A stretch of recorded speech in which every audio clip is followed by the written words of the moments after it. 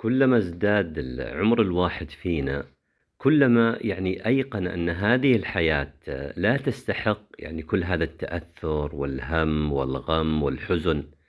صحيح تأتي مصاعب، ولكن ترحل وتأتي بأخير وأفضل منها.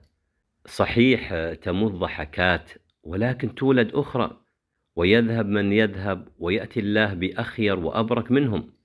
إن تقدم بالشخص العمر يعلم بأن ضغوطات ومصاعب هذه الحياة ليست ضده، بل هي قد تكون لأجله، لأن الصعوبات تعيد تشكيل الإنسان وبناءه من جديد، وتجعله أكثر نضج وتماسك وصلابة وقدرة على التحمل.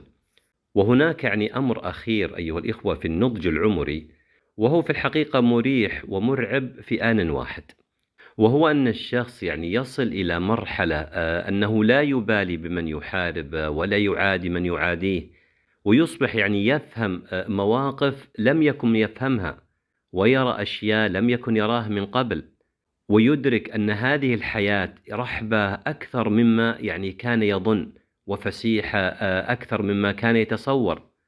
فكلما تقدم العمر اتضحت الرؤية.